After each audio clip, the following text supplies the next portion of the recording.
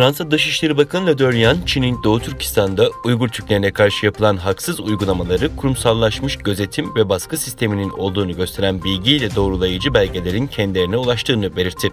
Le Drian, Birleşmiş Milletler İnsan Hakları Konseyi'nin 46. oturumuna video konferans yoluyla katılarak 2020'nin insan haklarının ihlal edildiği bir yıl olduğunu söyledi. Le Drian, Çin'in Sincan Uygur Özerk Bölgesi'nde Uygur Türklerine karşı yapılan haksız uygulamaları kurumsallaşmış gözetim ve baskı sisteminin olduğunu gösteren bilgiyle doğrulayıcı belgelerin kendilerine ulaştığını belirtti.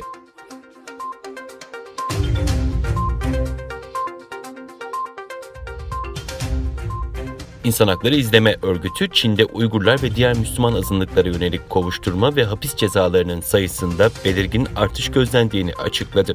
Örgüte göre hapis cezalarının süreleri de arttı. Çin'in Doğu Türkistan'daki Müslüman azınlıklara yönelik adli tatbikatlarının sayısında belirgin bir artış gözlendiği kaydedildi.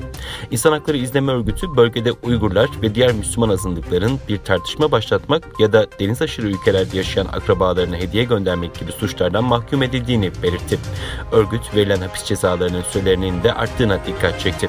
2017 yılı öncesi hüküm giyenlerin yaklaşık %11'i 5 yılın üzerinde hapis cezasına çarptırılırken bu oran 2017'de %87'ye çıktı.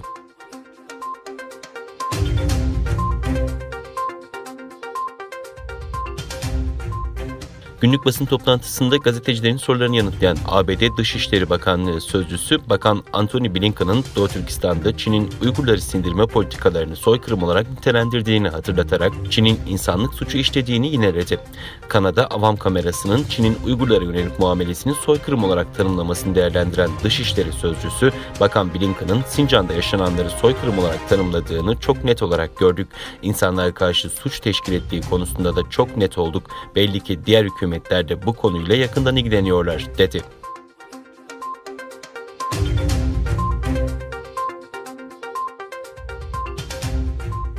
ABD Başkanı Joe Biden'ın Amerikan Merkezi Haber Alma Teşkilatı CIA Başkanlığı görevine atadığı William Burns, Amerikan istihbaratının önündeki en önemli sınamanın Çin olduğunu söyledi.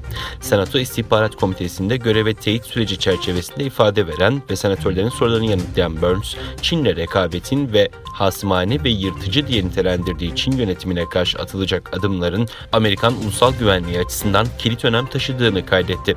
Çin'i çetin ve otoriter bir hasım olarak nitelendiren Burns, Pekin'in fikri mülkiyeti çalma kabiliyetini güçlendirdiği, kendi halkına baskı uyguladığı, erişim alanını genişlettiği ve ABD içinde nüfusunu arttırdığı tespitlerini aktardı.